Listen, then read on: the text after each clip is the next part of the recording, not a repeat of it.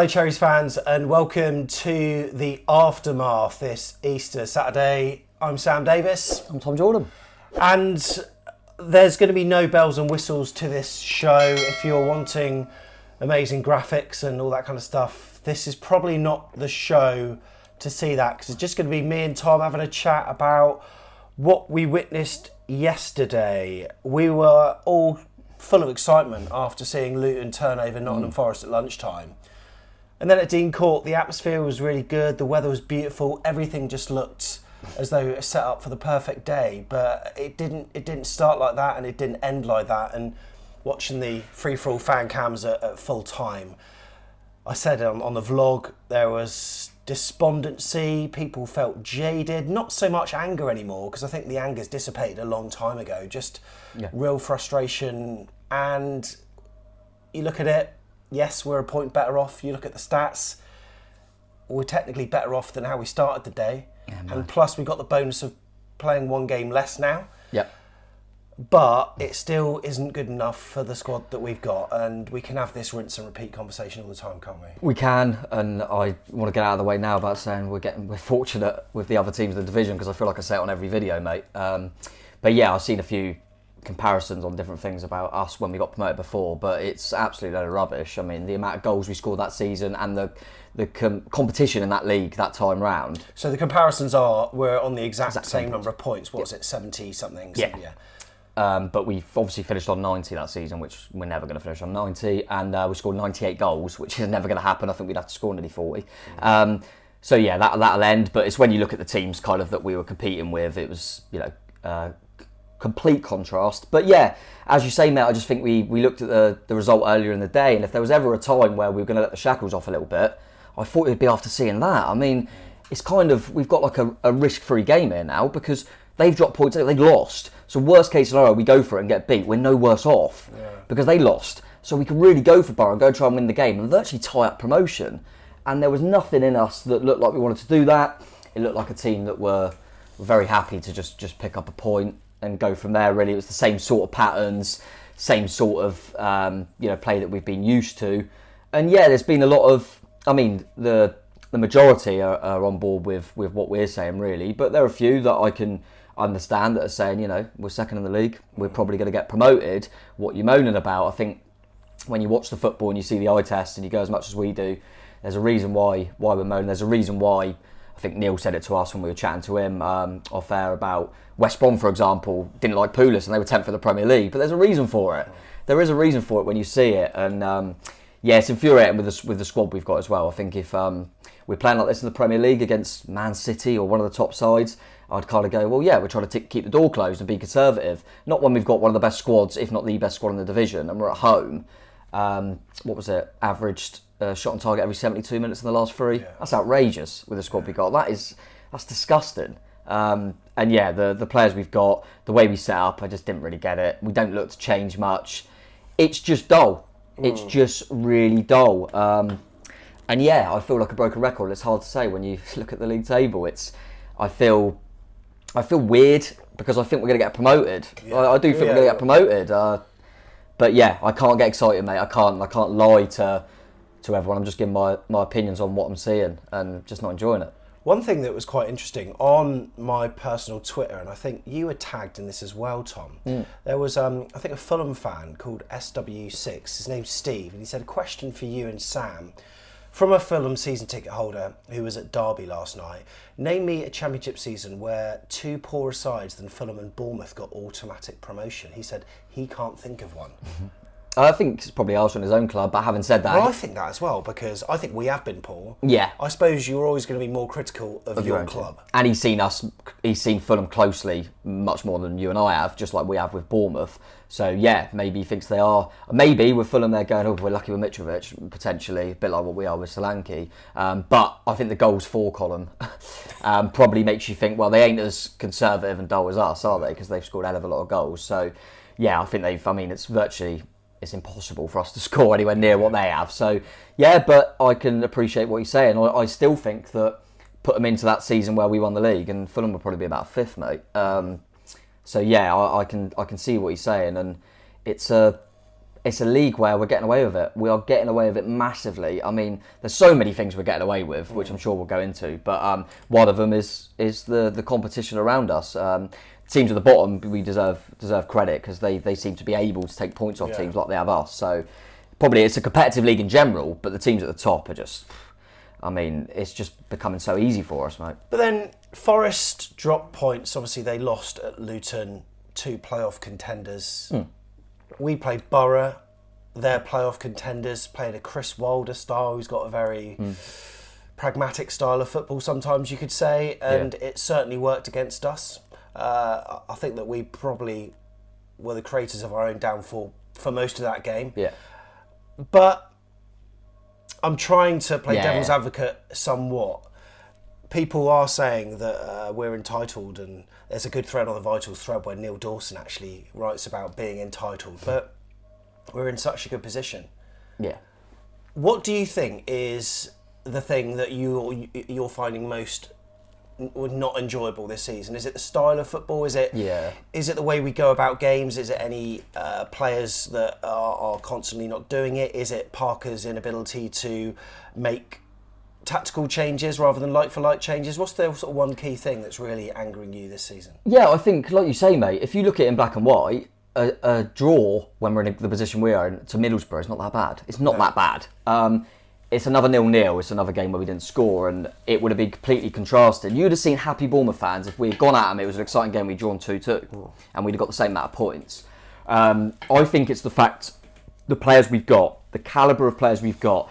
I saw people saying we should have, with everyone fit, we've got 2 11s that should compete in the Championship. I would argue we've maybe even got 3. That's how good the squad is. It's unbelievable how good the squad is. I think the calibre of players we got, the style that Parker wants to play, just doesn't connect. I don't understand it. You can't. Why are you playing the way that we're playing and the conservative, safe approach that we're playing when you've got Dom Solanke, Ryan Christie, Todd Cantwell, Philip Billing? I don't get it. So it doesn't make sense to me. If Luton, for example, having a very good season and are good to watch, if they were grafted every game and just horrible and nasty. I think we saw a similar one in the week, actually, completely different level, but in the Champions League. So City, Atletico, that game got a lot of headlines, didn't it? And they probably went a little bit over the top, but I thought Atletico, well, they knew that City, if they went toe-to-toe with City, they get battered. Yeah. So I get it. I get they were trying to be a bit S-Housery and try and grind their way. Why are we trying to be like that and try and be all safe when we've got better players in the opposition?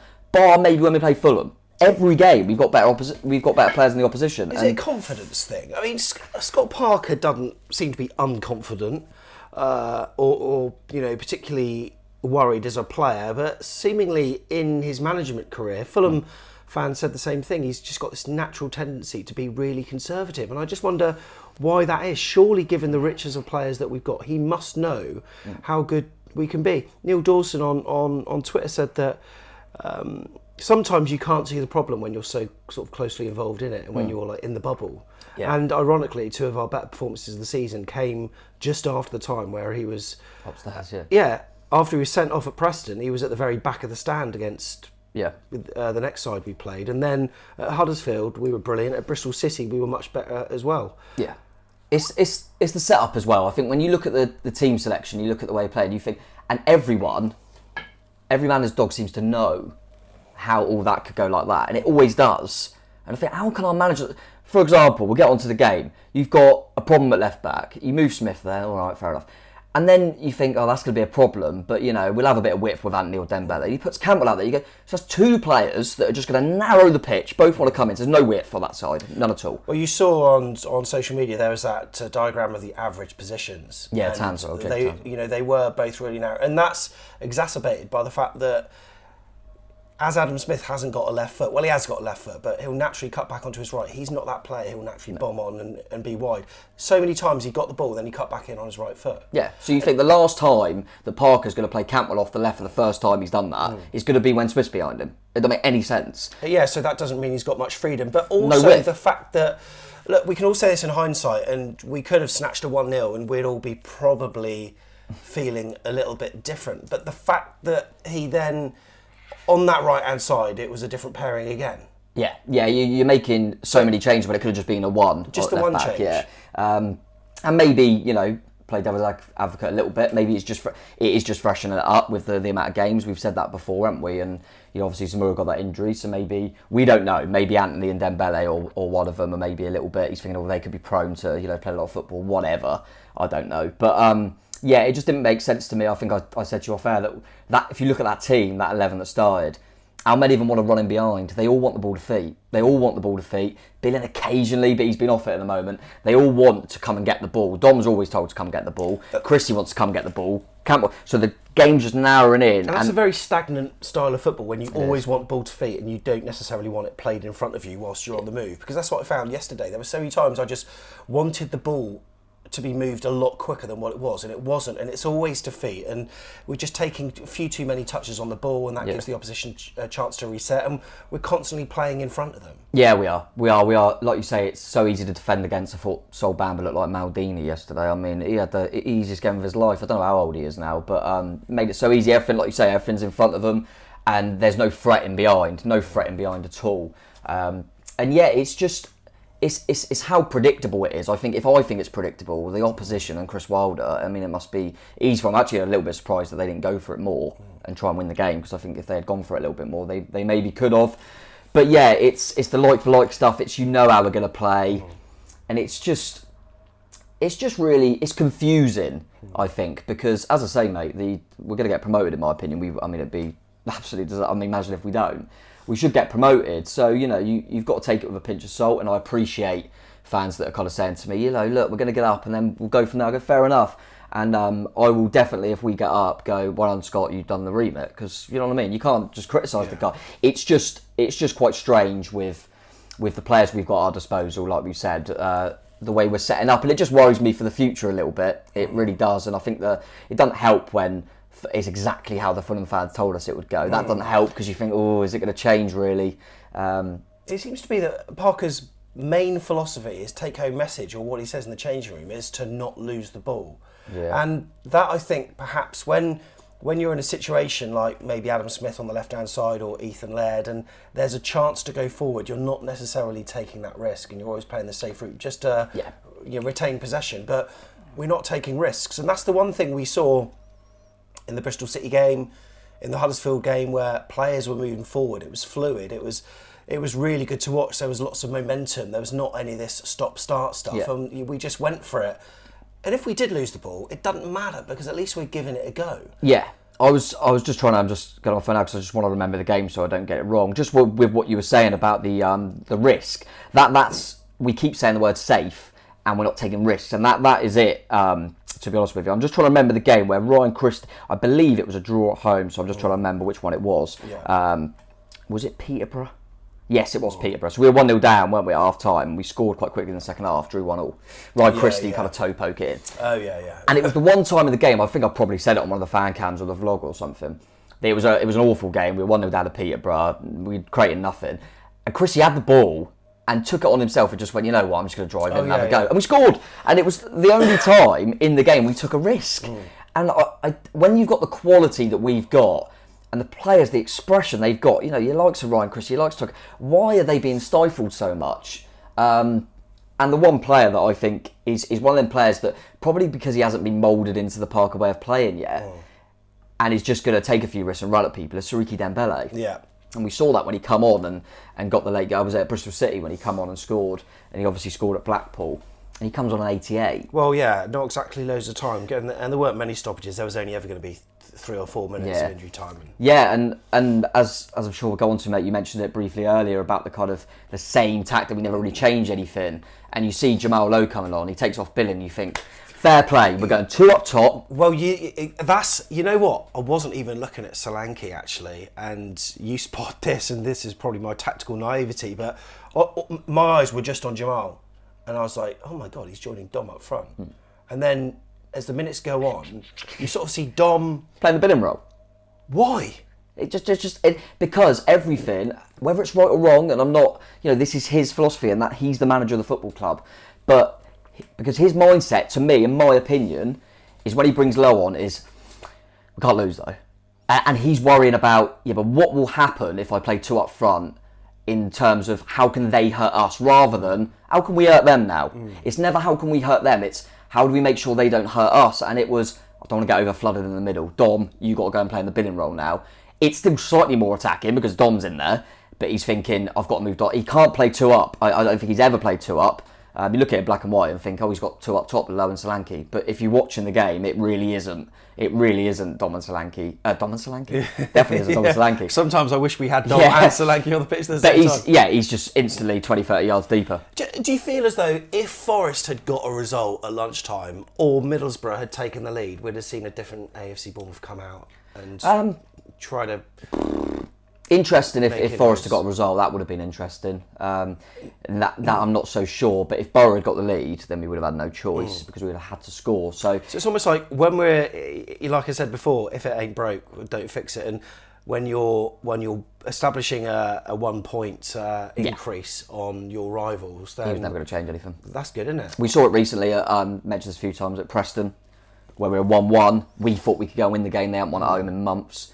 And he brought Pearson on, didn't he? I think it was for Cantwell or something. And we ended up losing. Yeah, we did. Yeah. But he was trying to get the point. We were trying to get the point. And it was another game where we thought, we can go and win this. But as you say, mate, he's going into that game probably thinking this will be a decent point now. Yeah. So he's never going to want to chase it. And you almost, obviously you're not, but you'll know what I'm saying. You're almost thinking if they nick one with half hour to go, we got no choice to come out. We saw that against Bristol City, didn't we? They score a goal from a set piece. Suddenly we take the shackles off it somewhat. We go 3-1 up. Then we go conservative again. We can see the late goal and it's 3-2.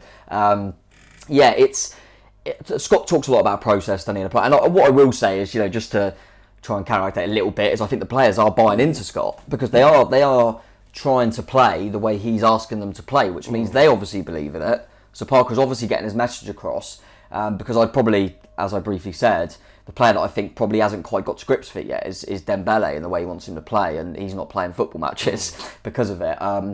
They obviously are buying into it. So that's one positive. I guess that the players seem to. It's not like there's a big dressing room unrest or anything like that.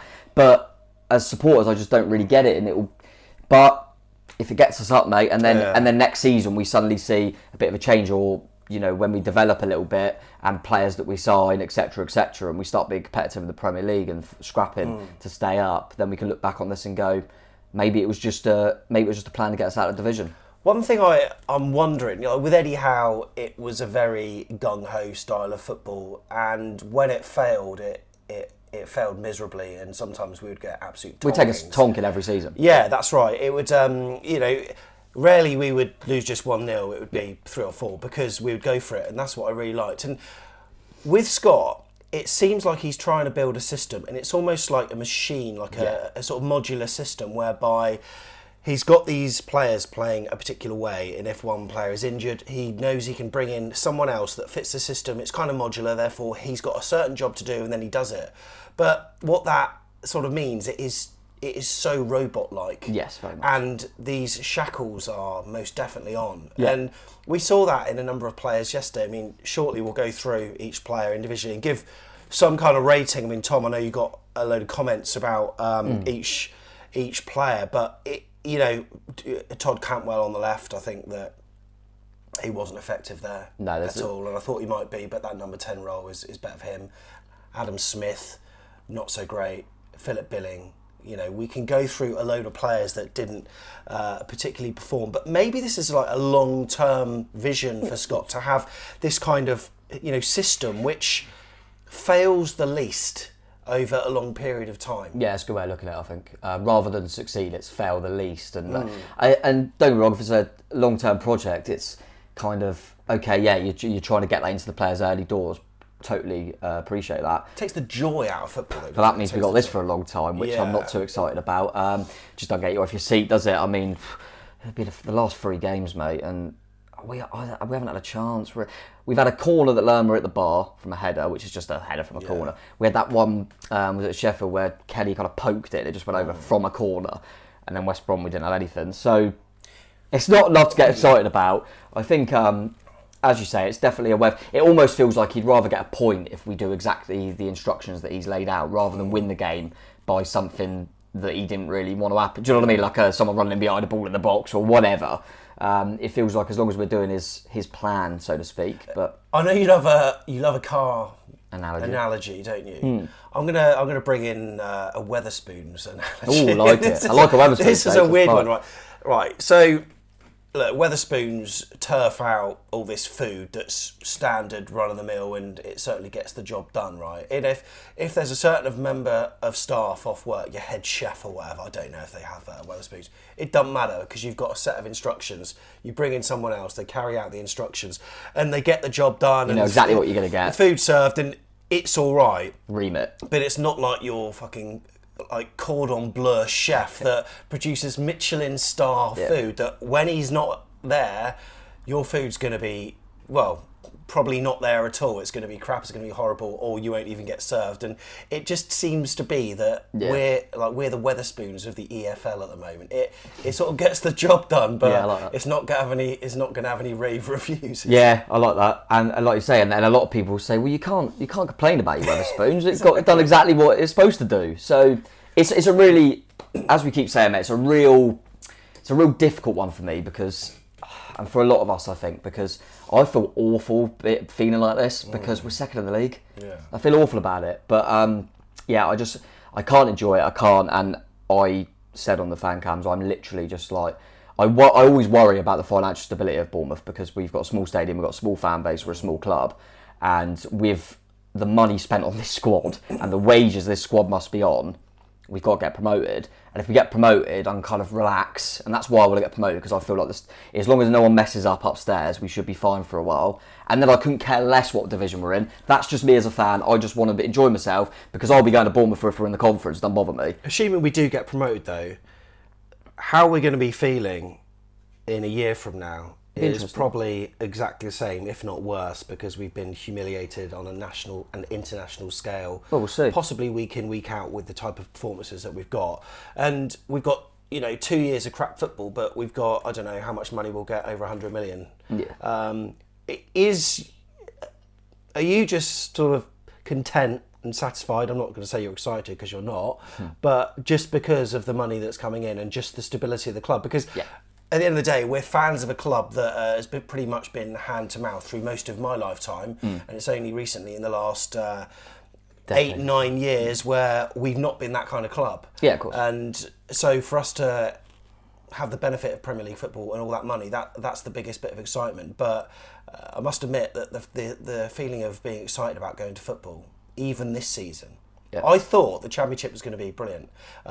First part of the season it was, but we were backing it up with wins, and we were seeing these moments of flair, but now we're not even seeing any flair moments. It just seems to be this spluttering machine week in, week out. And just to think, God, if we got that in the Premier League as well, these could be 2 pretty painful years in terms of enjoying your football. Yeah, I mean, it's a difficult one. I think as a Bournemouth fan, we've, as you say, your lifetime, even mine, I mean, I'm only 30, but last decade, as you say, and we've been in the mud. I mean, it frustrates me sometimes when you see, I don't know, whether it's Arsenal fans, whatever, saying how they're in chaos when they're like 6th in the Premier League. We've been in the mud. We've been nearly out of existence. And that's why now I feel, people bring out this entitled word. I'm like, well, should I be feeling like this? But the assets that we've got. Yeah, but the problem is, but we've seen that. We've been in the mud. We've won the lottery, so to speak. We won the lottery, one with the investor and also with Eddie Howe. We won the lottery metaphorically and rose up through the leagues. So when you said about the financial stability, so I'm always going to have in the back of my head that fear. We don't want to go back to that place with Winter Gardens. We never should, but don't want to go back near that place again. So that's why, to Scott's defence, the remit has to be just get promoted at any means possible. So that's why it feels bad, me being negative about what we're seeing, because we've got to get up. We've got to get up. But once we get up, the financial stability, and like I say, as long as no one messes it up and we should be good, then I'm a football fan that wants to enjoy watching Bournemouth. Whoever's on the pitch, I couldn't care less what league we're in. As long as we're stable as a football club, which I think we will be as soon as we get promoted, then I just want to see enjoyment. So if we get promoted and we're stinking the place out, I'll be a lot more negative than I am now, because it wouldn't bother me then. We've got what we needed to get. Scott Parker got the remit done. Now, I hate that word. No, that's so. But because we'll all be there. We're all there in League 1, League 2. We're all there. I didn't want Jimmy Quinn to leave because we weren't going for the title. and we weren't smashing teams. I wanted Jimmy Quinn out because it was absolutely rank to watch. That's why I didn't care. I couldn't care less that we weren't top of the league. We're Bournemouth. We had no cash, and we were playing 15-year-olds on the bench that just sat their GCSEs or whatever. But the football was an absolute disgrace, so that's why he left. But Scott Parker, at times the football has been just as rank. Is the only reason he's being kept in a job because of where we are in the league. I mean, of course. But so how fine are these margins then? They are so fine. They're so fine, but this is not a team that's punching above its weight. If we were, as I said, let's say Peterborough, no respect to Peterborough, but they're probably going down. If we were Peterborough, we're playing awful football, but we're second in the league. Yeah, bloody hell, it doesn't matter what we're playing. We're Peterborough, we're second. I don't want to think of the wages these players are on. We've got, I reckon, off the top of my head, but the team that got promoted before, obviously, I think Callum Wilson cost us 3 million, didn't he? I don't think anyone else was anywhere close to it. He wouldn't even be close to the player. We've got, obviously, Lerma, 30 million. Yeah. Lewis Cook, Dom Solanke, these players, and the wages they must be on is a joke. Well, the wages, I'd love to see the balance sheet, the wage sheets this season and this 24, 14, 15, because there are a lot of comparisons, and people talk about us being on the same amount of points, but like you say, we had League One players that were brought up by Eddie Howe to become Premier League players. Now it's almost the opposite way round. We've got Premier League stars that most of which have got experience in the Premier League that are having the flair trained out of them to be Championship mid-table fodder. But thankfully, due to our run-in at the start of the season, we are where we are. And that's what I want to go to as well. Everyone keeps going back to we're fortunate at that start of the season, and Scott did manage to do it at the start of the season. We were unbeaten to another. That was when he was forced to play Zelo Ibsen-Rossi, Gavin Kilkenny, Emi Marcondes. There was games when Mepham was at fullback, Leif Davis was playing. And also an untried Zamora and Anthony at the time. Of course, yeah, and don't get me wrong, even though I think he was forced into it, you've got to give credit to Scott Parker how he's brought them two through. Absolutely. Brilliant, they've been brilliant. But he wouldn't have played any of them if he had the choice. And this is what I mean. When we had a less quality side at the start of the season, we were better. We were better. And he didn't. And now all his stars are back. He ain't given him a chance. Ibsen Rossi's playing for Dundee. And obviously when Kea was playing as well, he was brilliant. Now he's not getting in. So, yes, which makes it even stranger, to be honest, because I thought we were playing better when we had less quality players on the pitch. So, yeah, bit odd. But maybe there was that no fear and a bit of a surprise to people. But, yeah, I think a lot of people have said, is it do you put it more down the players? Well, and of these players, Dom Solanke's scored goals in World Cups for England youth team, and Lewis Cook's obviously captained them to World Cups. Lewis Cook's done it at this level before for Leeds. Jefferson Lerma's done it on an international stage. Ryan Christie's done it on the international stage, and obviously in Europe as well with Celtic. Lloyd Kelly is supposed to be the next big thing. Nat Phillips has done it, as everyone knows, at the San Siro for Liverpool. Adam Smith's done it consistently in the Premier League. Jack Stacey's even performed all right in the Premier League. I could probably get Todd Cantwell. We all know what he's done in the past. So I'm sorry, these players have got it. People said, are these players that good? Yes. Because then there is evidence there. I've just nailed it off without even thinking. Yeah. There is evidence there. So they are being stifled. They are being overcoached, in my opinion. But as I say, that's just my opinion. I'm sure you wrote a tweet. I can't find it at this current point in time. But you said something about, I'd rather be playing like League One football or something along those lines. I think Neil put something like that as well. I don't know if I might have liked it. Yeah, the context of that, I couldn't quite. Yeah, the context. Really, obviously in black and white. I don't want to be in League One. Yeah. And I get why people would say that's mental. That is mental because it's all about, yes, the journey's great, but it's all about you've got to get somewhere. Otherwise, what's the point? I think it's just more, as I said earlier, with West Brom's a good example in terms of they were a better side with Tony Pulis, but they'd rather just be watching good football. I think I would just, as I say again, it's this financial thing, but once that's gone, then I'm always going to be a Bournemouth fan. Yeah. I will always watch Bournemouth. It's very irrelevant to me that where we're playing. I don't mind going to Macclesfield over Man City. Don't bother me, mate. Really don't bother me. As long as the club's in a decent position. So, but yeah, I do, and I'm not saying this is right, by the way. If you go to football to watch a team win, any means possible, get the job done. That's why you go. It's all about winning. Fair play to you, and you should be content right now. But if you go to the football because it's a release from the everyday week and it's to enjoy it, it's to support your local club, that's not enjoyable. then you won't be content right now. And I'm one of them fans. That's what I always have been. Neil Dawson said on a previous show that football's a drug, it's a release. And I said on the vlog at the end, this bank holiday weekend is only made good by Saturday and Sunday. The days that are, the bank holiday days are possibly going to be the worst. Yeah. Friday, I didn't enjoy. Easter Monday, I'm hoping that they turn up. And yeah, you're right in some ways, but look, I don't want to mention that E word again, but I'm going to.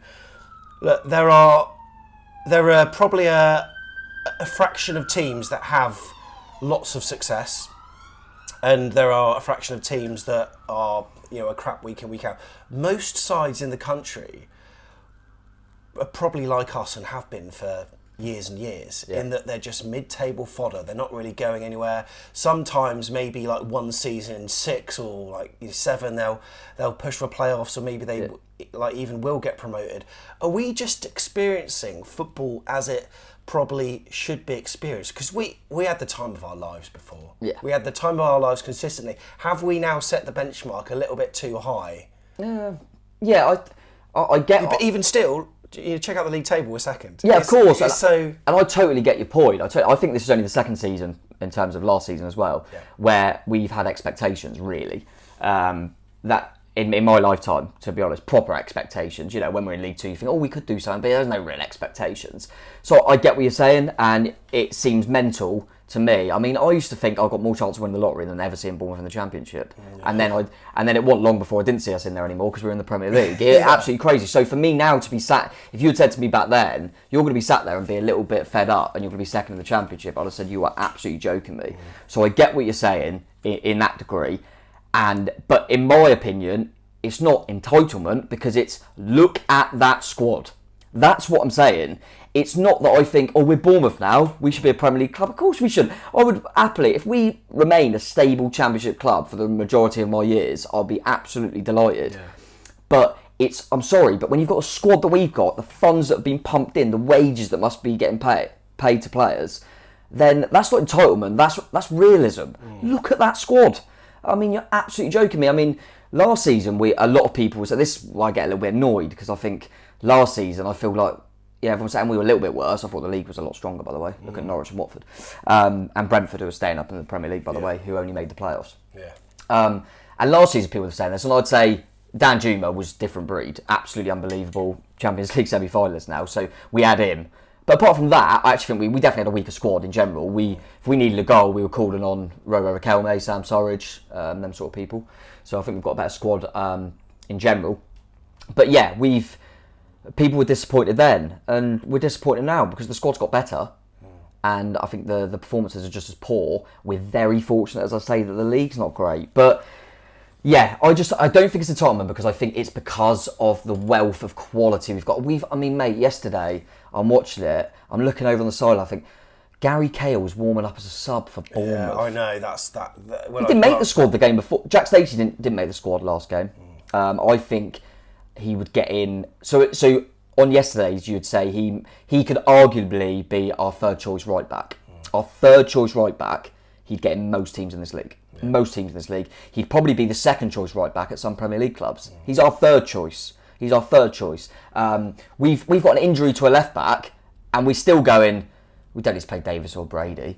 They still can't get in. Stanislas has been out, like he always is, to be fair to him, for ages. Doesn't really matter. He'd struggle to get on the bench anyway. Some of the players that can't get on our substitutes bench is absolutely crazy. So that's not entitlement to me. That is the wealth we've got, the squad that we've got. We should be better to watch. That's simple as that. But as I say, we'll probably get it done, mate. And there's no way I'm going to come out after promotion and go, I can't celebrate. Because of course not. Of course I'll be celebrating and I'll be absolutely buzzing. And I'll be thinking, right, won a very good season. Didn't really enjoy watching it, but we got the job done. That's what I wanted at the start of the season. Let's see now, next season. Let's get excited. Let's start afresh and let's see where this project's going. Of course I will. I think on forums and on Twitter, I think quite often there will be people that almost bookmark tweets waiting to pounce at certain points in time, and I can see this on the forums even over the weekend. I think Neil Dawson posted something, the entitled thread, and then there was a responder saying, well, you didn't say that 6 months ago, and you didn't say... we can, one, change our minds, but we can also criticise as well whilst being supporters of the side. So of course, I'm just being objective on what we're watching, I think. And as I say, we have tried to counteract when we're chatting now about, I just mentioned about, to be fair, he's got the best stats in Moore and Ansley. We didn't know. But are we really negative? Because there's going to be people on Twitter, they're going to be watching this and they're going to be saying, don't bother watching this, lads, because they're just saying the same old shit and being really negative. But I can't lie about how I feel. And look, there are some people that think we're almost an unofficial press arm of the club, which of course we're not, because we're just saying how we feel. If we were that, then we would be getting criticised for being overly positive. Last season, I was dubbed Mr. Positive. Yeah, wasn't I? So, and we would gloss over performances like that and be put in league tables and all these kind of stats on screen to show you how good we are compared to everyone else. But it doesn't quite work like that. And no, I think what I want to make clear is I think it's all personal to you as well. What I mentioned earlier about the entertainment factor and what you want out of football, and it is all personal. And no one's right or wrong in my opinion in that sense. In terms of if you think this is brilliant because we're doing what I want us to do and we're going to get promoted, then fair play to you. And I almost wish I was in your camp a little bit. To me personally, I find footballers like a release, and that's a bit like cheesy. A lot of people say it, but I do, and it's my escape, if you like, which I think it is for a lot of supporters. And I just want to sit there and think, all I am, mate, every week is I think, Easter weekend, we've got 2 games, I can't wait. And then when I sit there and watch that and afterwards I feel a bit drained, I can't then come on here and go, we're doing really well. I can't. And I think most people that watch this channel, we get a lot of support, a lot of constructive criticism as well, which is all great. I think most people would say, we just want to hear your opinions. We don't want to hear you lying to try and, kind of be like, let's be all upbeat. We try. Sometimes it's an inconvenience, isn't it, to actually watch the 90 minutes. I wouldn't say an inconvenience, that's a harsh word, but, sometimes the joy is everything outside of the 90 minutes on the pitch, which is the, sad state of affairs. And usually, previously, it would all come together and it would be the perfect day, but we're having so few of those days. But hopefully Easter Monday will be one of them. Let's just go through the players then. Yeah. And look, we'll go through, and if you want to have a chat, we'll do a rating. I'll also refer to the average score from whoscored.com that use lots of statistical analysis to come up with their scores out of 10 as well. So we'll start in goal with Mark Travers. Yeah, I suppose one of the positives that he didn't have an awful lot to do. Just like their goalkeeper. It said a lot about the game, didn't it? They were both pretty bored, I think. But what a crap advert for the Championship. Yeah. I mean, awful game. I didn't realise it was being televised because in my head it was a 3 Saturday. o'clock, yeah, I know what you mean. But it was Good Friday, so I didn't realise it was live on Sky. But yeah, he obviously done nothing wrong. He's been unbelievable for us this season. In the last few games, he saved us really. He made a decent save, didn't he? But he didn't have an awful lot to do, mate. Mark Travers. So yeah, he was no problem at all. Out of 10. Just go for a standard 7. You don't have to rate him out of 10. I'll give you 6.7. Because it could be too negative. So yeah, let's not. But he was fine. Yeah. Who scored went 6.7. Okay, Ethan Laird at right back. Difficult one because I want to come out of it and go, he was all right. That's kind of how I feel. He was all right. I looked at some, stats don't tell you everything. The eye test is part of it as well. And like I say, I thought he did okay. I looked at some stats and I can't remember if it was one more or one less. Him and Lloyd Kelly will get on to gave away the ball the most on the pitch. Possession lost or wherever they worded it. I've got to be honest, I was absolutely baffled when I saw a comment from. I know Scott. Don't get me wrong. I know Scott's got to be like first start for us. I know what you're going to say. First start for us. Thought he'd done well. I'd have been like.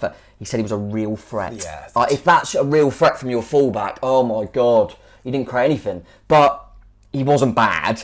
And it was his first game, and you've got to put that into consideration. He hasn't played a lot of football, has he? I thought he was okay. Did I think he was a massive upgrade on a Stacey? Probably not. But he was all right. So he'd be the same as, he'd probably be like average. Yeah, 6.8 for Ethan Laird. Nat Phillips? It's a difficult one because we've kept the door closed in the last 2 games. We haven't seen the goal. But I think I tweeted that he must have refs on speed dial. Because imagine if the referees did their job in the last 2 games, we'd be talking about 0 points and 2 penalties given away by Nat Phillips. So it was handball, right? I think it was. Yeah. I think it was. Is that the one where it bounced up? Yeah, and it wasn't on the highlights. Well, was it not? I haven't seen it, but I thought it was a penalty. And I looked on my phone at the time because obviously people are seeing it with replays, and a lot of people are saying, got away with another one there. And obviously the one in the game before where it was stone wall. Yeah.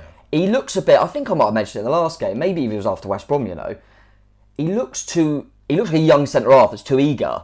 So a ball's coming up and he's just going, I want to go and get the ball. You think sometimes you need to stand off your man. I think that's where Carroll in that West Brom game caused him all sorts of problems. I'm not convinced. No. Is he better than Chris Mepham? Is he a better defender? Maybe. What I've always said about Chris Mepham... because he's a brute. Yeah. I think Chris Mepham is always the scapegoat. If he was performing like Lloyd Kelly, for example, and Nat Phillips have been recently, it'd be absolute pelters.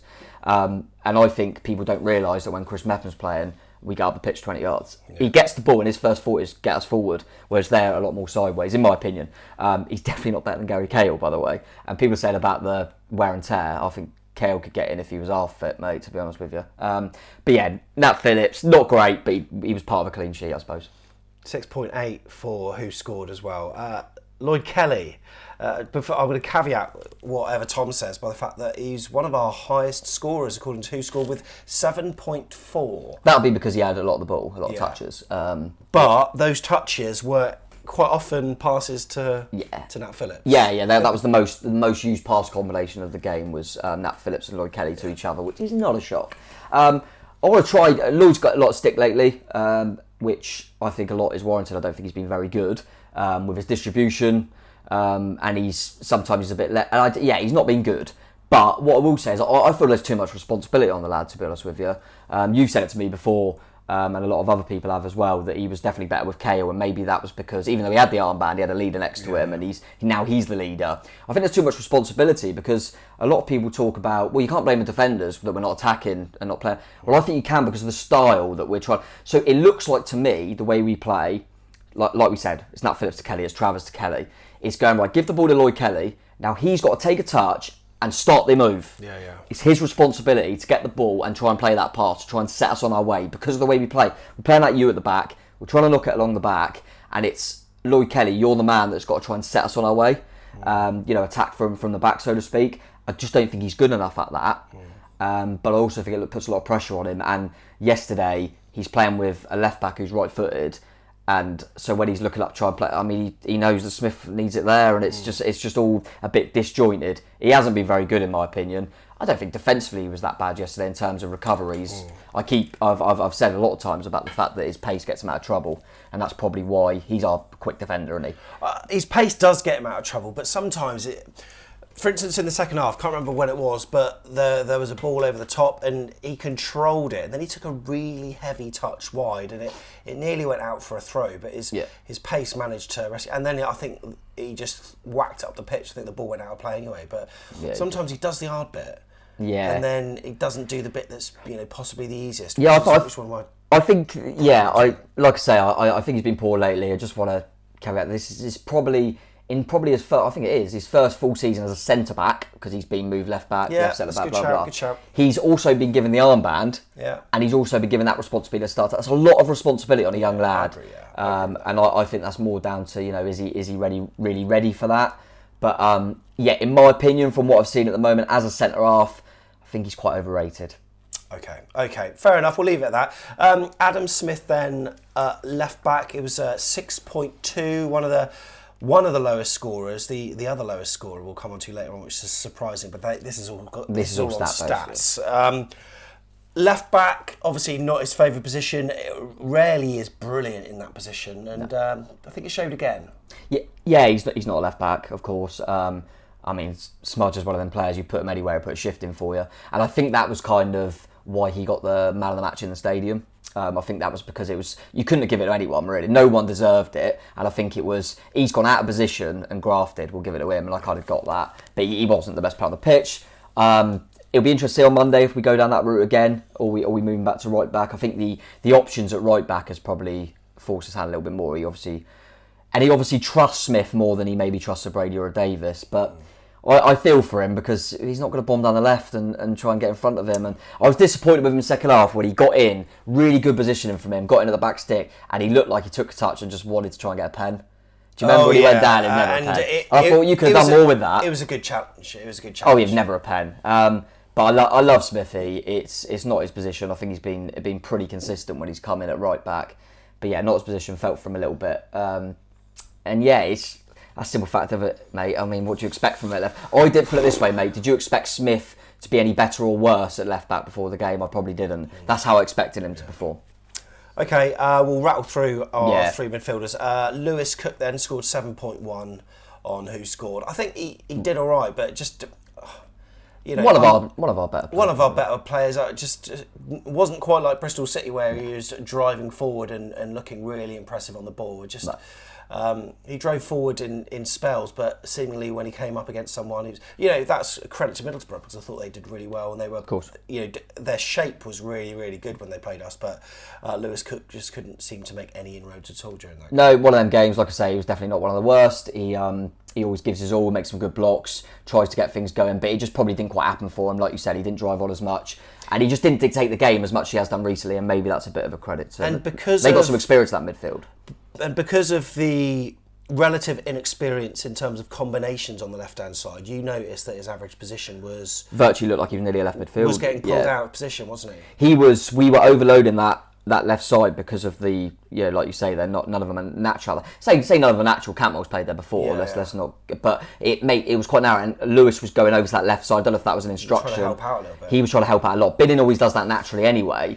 But Cook was going over to that left side so much, and what it ended up doing was giving Lerma a massive space to try and do on his own, really, because Lewis Cook, Phil Billing were all coming over to that left-hand side to try and give us a little bit, and Dom as well was going over to that left-hand side. If you look at any sort of average positions, heat maps and stuff, they're all shifting over to that left-hand side to try and help. But Lewis grafted like he always does, mate, and I'm really pleased with how he's come on this second part of the season because of the injuries he's had in the past, but just was one of them games for him. Our best chance of the day was Jeff Lerma, hit the bar, 6.9 according to Who Scored, and honestly I thought that was the moment. I did think throughout the game the moment would come at some point, and the second half it felt like it was building towards something, and maybe that was the pinnacle of the game, him hitting the bar, but he did his job, didn't he? Yeah, and I'm convinced we should be better from corners in the sense that Lerma, if you think about it, I remember him scored against Chelsea actually from a header from a corner. Yeah.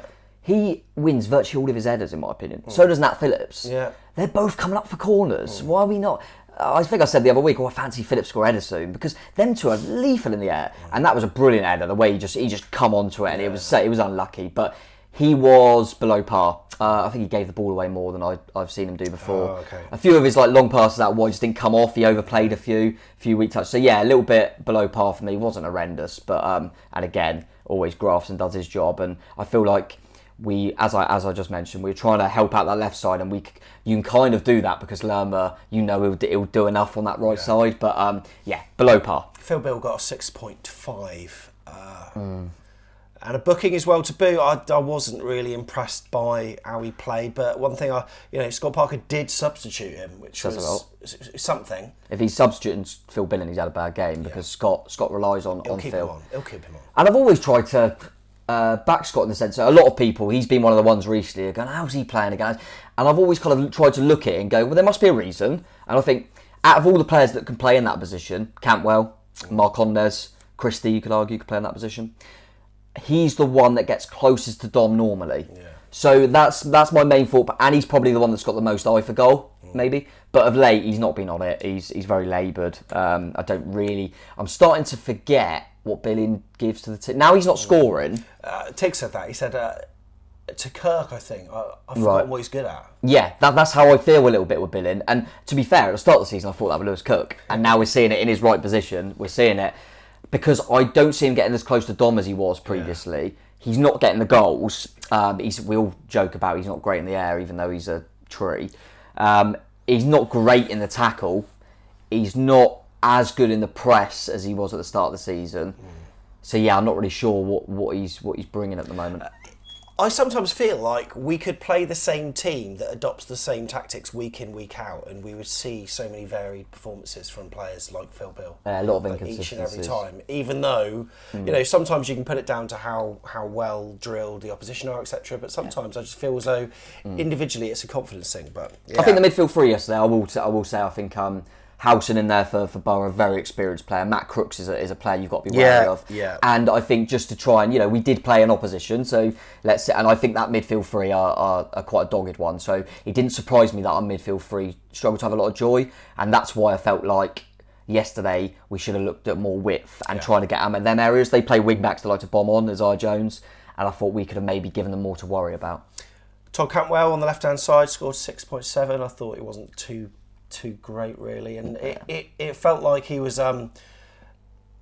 It felt like he came deep at times to try to pick up the ball and try to be more effective, and it's clear that well, for us at least, that position isn't probably his best. Yeah, I think it's a difficult one. Would he, if he was playing there and Zamora was behind him and Zamora was making overlaps, I think there's a difference. Because it frees him up a little bit, doesn't it? It frees him up, then he comes in, but they don't know what to do because Zamora's going down that side. Decoys and all that. Whereas Smith's doing exactly the same as him, so they've got nothing to worry about. I think Todd doesn't look right. I think there's a reason why. Norwich are in a relegation scrap and they've just let him go on loan. It says a lot. He's clearly a talented footballer. I think the problem with the whole team, and he was one of them, he's a player that wants to go and get the ball. He don't want to go in behind. He doesn't want. It was the perfect game in my opinion, especially with Smith at left back, to have width in front, and you've got Anthony or Dembele. And we went with Todd, which was a little bit surprising. Clearly a good footballer. He didn't actually lose the ball too many times. He tried to do the right things, but the combination with Smith didn't help him either.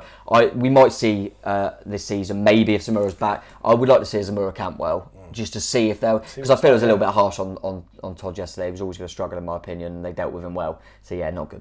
Ryan Christie? I probably say this a lot. He tries so hard, and you can't not like him because he just grafts and he's getting the ball. He's trying to create something. Don't shoot though. Why can't he shoot? But the problem is, I think if he could shoot, he'd be playing in the top 10 in the Premier League because he is a hell of a footballer. And I still look at it. We just said about Todd and Bill in there. Could Christie go in that role and go with real width and pace out wide, say Dembele and Anthony, and play Christie in the 10 or 8, whatever you want. I feel like he's got that. I don't know what people think, but I wanted. He tried to, but I wanted Laird to give us a bit more beyond because Christie loves to come inside. Same with Campbell, like we said, he likes to go and get the ball rather than go and running behind. He didn't do anything of note, unfortunately, but he always grafts. Dom Solanke was one of the lowest scorers, but according to the stats. But I mean, he will be when he's on his own. Yeah, well, exactly. He didn't have any help. He tried yesterday. Yeah, he hadn't been good in the last 3, but there's a reason for that. He's on his own. He's getting the ball back to goal, and you're just basically going, right, Dom, you get the ball, beat a man, beat another man, and then just smash one in. That's what we're hoping for him to do. We're not giving him any service, really, are we, at all? Has he had really a chance in the last few? Not really. There was ones he could have maybe hit a bit earlier, but ain't quite happened for him. I'd like to see him maybe try and make them runs in behind a little bit more. I think there was times at the start of the season where there was that, like, say, Kelly ball in behind, and he was trying to get in behind a little bit more. Yeah. And it's too much on trying to get the ball. But he's you keep him on the pitch, he's always a threat, isn't he? Yeah. And also Dembele, Lowe, and Anthony came on, but look, we'll worry about them. I thought Lowe always, when Lowe comes on the pitch, you always think there's a player that can score. Yeah, he had a header really bad with the header. He should have done better with that. He should have, but he's just got that. I think we said before the game, look at that team with Billing not being on it at the moment, goal scoring wise. Apart from Dom, where are the goals? Campbell's never scored for us. Christie never scores. Cook doesn't score. Lerma doesn't. So there's no goals. And at least with Lowe, you think, well, you never know. Yeah. You never know. He's got goals at this level and for us. So I always like it when we chuck Lowe on. But like I say, it was a poor header and he didn't really get the opportunities. Oh, there we go, mate. Well, look, sorry, guys. Like, you've probably watched this and been in a bit of a coma over the last half an hour with us kind of trying to unpick the bones of what happened. But look, we've got a huge match on Monday. There's a preview coming out on this channel, so make sure you stay tuned for that. And Dare I say it could suit us? Coventry. That's right. They were 2-0 down yesterday. They are pushing, 4-2. and they are right on the edge. Chance. They really are. So they're going to be going for it. But maybe that suits us on their own turf as well. And whatever we're saying, Huddersfield. Yeah, exactly. That's exactly what I was going to say. Whatever we're saying here, there could be a Huddersfield around the corner. It wasn't that long ago, mate, where we won 3-0 away from home. And then you think 4 points out of the 6. It's not too bad. Oh, mate, it's difficult. We're just trying to give our opinions, but as I say, I've said it plenty of times in this video, I do appreciate the ones that are saying, I do appreciate the ones that are happy. I do appreciate it, and we should be more happy maybe. And I know, come Monday, I'll be there before kick-off going, I'm really looking forward to this. We're going to turn it on now. They're going to come at us. We're going to have on the break every time, 3-0. That's what I'll be like, because I am positive. You know me. Deep down, when it comes to Bournemouth, I'm so positive. So, trust me, if you're on the outside a little bit and you're a bit confused, I'm someone that normally looks for the positive when it comes to Bournemouth. So that's how frustrating it is to watch. But listen, mate, it was a point. Forest lost. see what Monday brings. See what Monday brings. All right, well, look, really appreciate you watching this on this Saturday night. If you found value in what we said, we certainly hope you have done. Click the like button and also give it a share on your socials as well. Look, Easter's a very busy time with families and stuff, and not everyone's going to be checking social media. But if you just retweet this or share it on Facebook, it just makes sure it gets in front of as many eyes as possible ahead of the chocolate fest that's going to be endured by us all on Sunday. Look at that. He's even bought the Galaxy eggs as well. And look, if you're going to Coventry, then you might enjoy our preview, so stay tuned, keep your eyes on that. Subscribe to the channel, all the information will be there to see. Tom, it's been a pleasure. Always, mate. Up the chairs. Up the chairs. See you the next one. We'll get up. Oh dear. Christ alive.